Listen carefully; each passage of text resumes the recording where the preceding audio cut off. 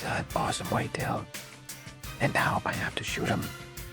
We're talking about arguably our favorite animals. Definitely the most sought after animal in North America.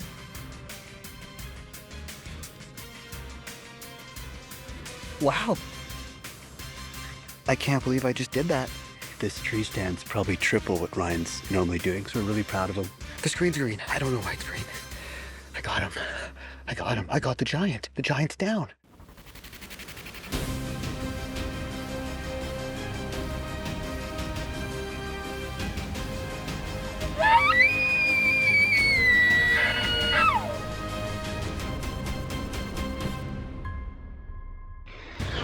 Argo How to Hunt is brought to you by Argo XTV. Go anywhere. And these fine sponsors.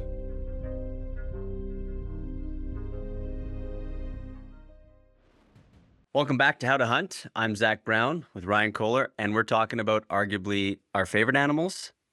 Definitely the most sought after animal in North America. Yeah, big whitetails, and you're no stranger to that. You've been doing this a whole lot longer than I have, and we're excited. It's like a 3-part series where, I mean, we got lots of action, lots of big whitetail.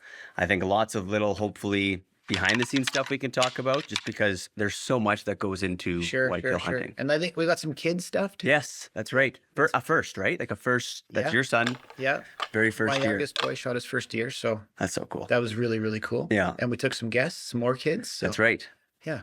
Yeah, no. And then also, I think we're going to be talking about potentially other people that were involved with Bowzone Live, which I'm sure a lot of the viewers have watched before. And it's cool to be a part of that team. And there's some really big deer and just some, I guess, veteran hunters that I think a lot of people can learn from. Sure. And yeah, I think Logan, there's Kevin, a whole bunch of people with some really exciting clips and hopefully some tricks. So we have a 3-part episode, and hopefully in the 3 parts, we can teach you as much as we can about bow hunting whitetails. I think a lot of people are really interested in the bow zone, what goes on in the bow zone. I basically hunt in the Edmonton bow zone for whitetails, and we'll try to piece you through the 3 episodes, all the little tiny things that we did right, all the little tiny things that we did that were different, or maybe you've never heard of, and hopefully enjoy the show. It's going to be pretty entertaining. Lots of big bucks. Like Zach said, we've got good videos. We've got some good trail camera videos. Zach smokes a hammer. Yes. It's going to be really, really fun. This is an early season scrape. Why I love these is you don't need to get cameras out on October 25th and get to communal scrape. This scrape will be here all year. We're still in September.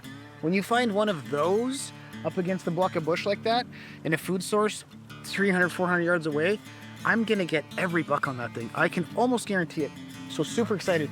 And for whatever reason, these branches, it's like one stick, and it's a hard branch. Now I'm not gonna touch it because they've already scented this whole thing, but this like one pokey branch, you watch. I'll put my Moultrie trail camera on this, and within 48 hours, I'll have some bucks. It'll be so much fun.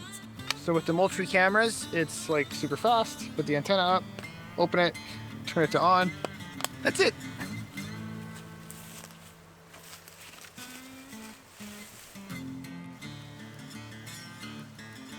And then I'll just check my phone and see what the picture looks like. So I always make sure that you look at your phone, look at the picture, look at your phone, look at the picture. So it sits nice and you get everything you want in the photo. But that should be good. What about there?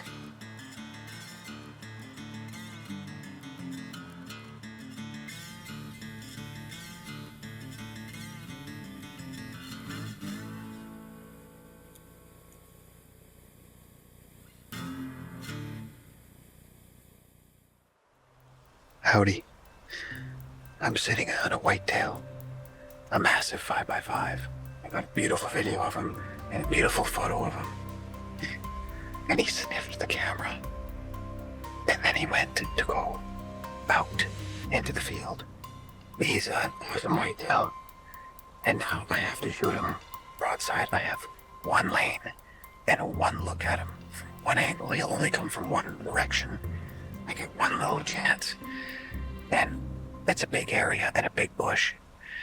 I don't expect to see him, but if I did, it would be amazing. Pretty amazing. Stream all your favorite episodes of How to Hunt at wildtvplus.ca.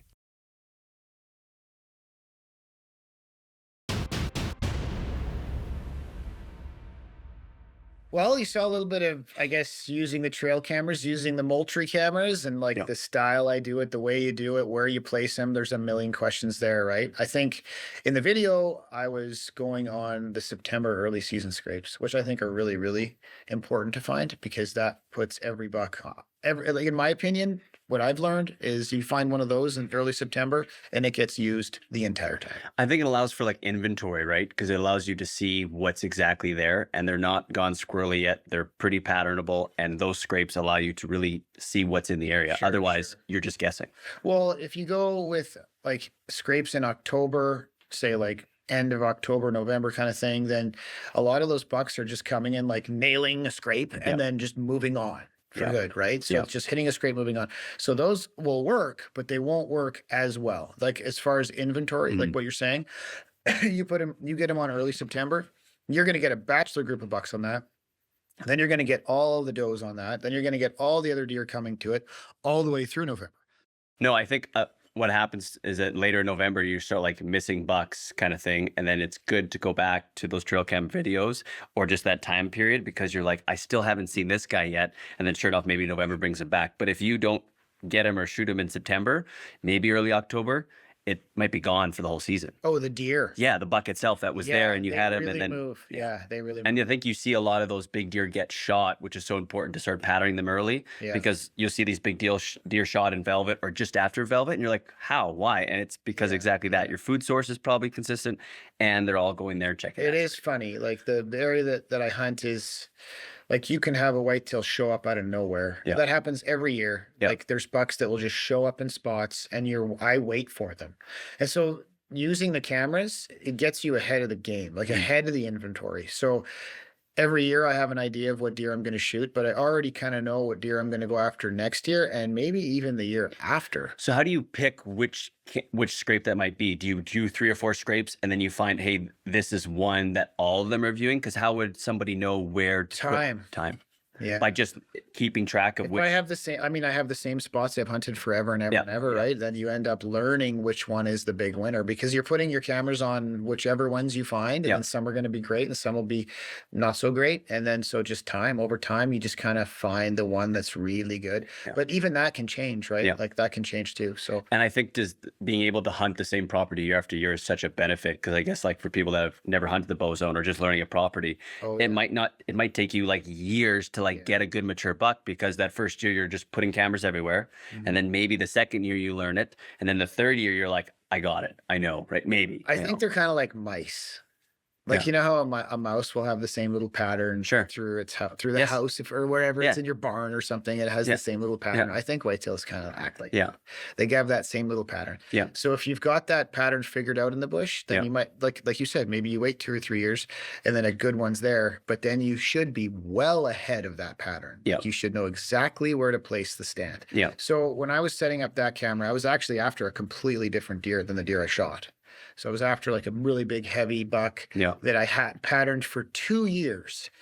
I actually passed it the year before. So the year I shot the 7x8 heavy monster, I passed a beautiful 5x5 at 20 yards. The video is phenomenal. One of the best videos I've ever got. And he grew into a tank. And then I had him completely patterned, like 100% totally patterned until all of a sudden I got this random picture. And that's why the cameras are so good, right? Because you never know what's going to happen. Yeah. And I think it sucks too if they get off that pattern early. I think it almost like really messes with them. In the rut, you can maybe get away with a mistake or something changes. Sure. But once they're patterned in that first September to October and they're off that or something scares them or they just leave, you may not see him again. They get bumped, We never saw that deer again. That deer got bumped. One of the landowners went in the stand and tried to shoot him and missed him twice, I think. And then we never saw him again, ever. So he might be educated to that tree stand. And you know what? When you don't bump them and you don't bug them and you don't miss them and you don't do any of these things, they don't change their pattern. Well, I think it's like, I think you've done this several times where you have a deer pattern, you're like, tonight's the night. now I know. Yeah. Right. And then you get in there and you make that shot count. Because Patience, waiting for the right wind and waiting for the right night and deciding when to go. That's also, I think, a big deal. Yeah.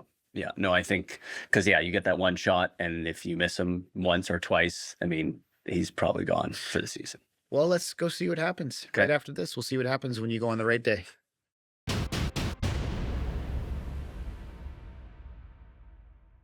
Okay, I'm getting ready to hunt this 5x5 again. I hunted it last night. I saw a small buck, 4 or 5 does. I actually had 2 does come right through the pipeline where he should walk.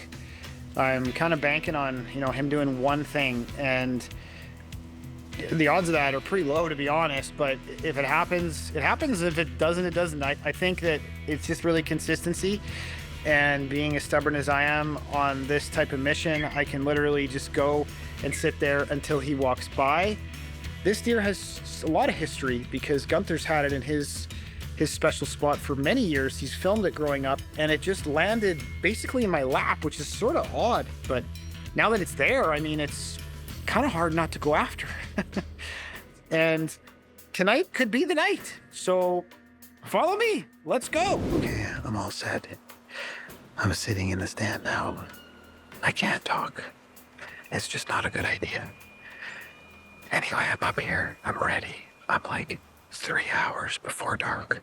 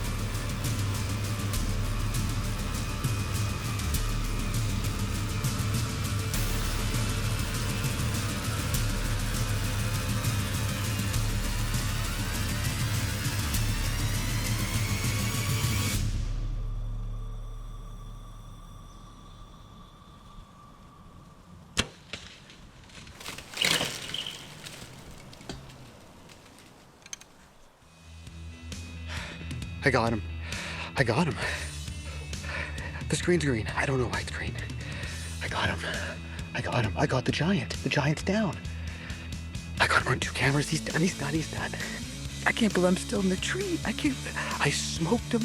He hit the fence, jumped it, went back in the bush. He's gonna be down. He's toast. He's a giant.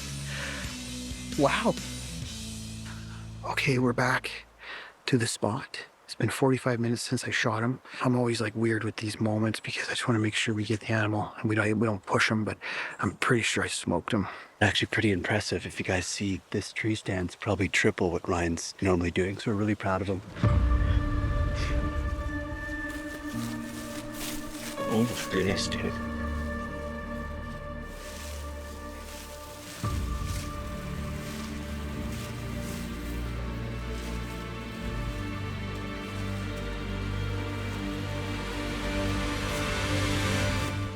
Okay, we came back to the house. We put the video into the computer. We digitized it. We zoomed in on it. We got 2 different angles, the GoPro angle, the original camera angle, and the buck literally ducks. It looks like a void hit to me, or too high.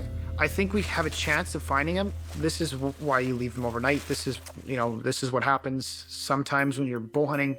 It's just part of the game.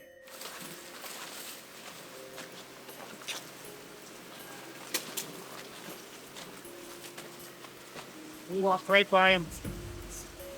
Put on us. Okay, so I'm a super careful guy when it comes to whitetails.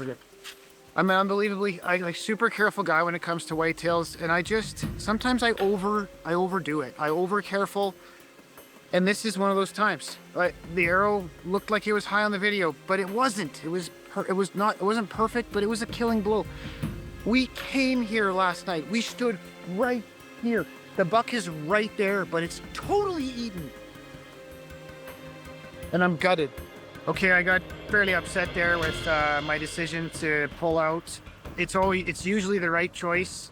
In this case, I lost the meat in the back end, and it sucks, especially when we actually need the meat this year. The fact that it's a big whitetail is one thing. It's super cool, but it's hard for me not to recover the animal fully. That basically sucks big time. Beautiful whitetail in the Edmonton bow zone, a really pretty deer. Big long tines, stickers on both G2s. It's got some character. My Moultrie camera, I had it on basically a fence post just to see what was there. And he popped it once, and that's all I really need. Sometimes it takes 20 days, sometimes it takes 2. In my case, it only took 2 this time, so. Anyways, there he is. We called him El Guapo. Nice big buck.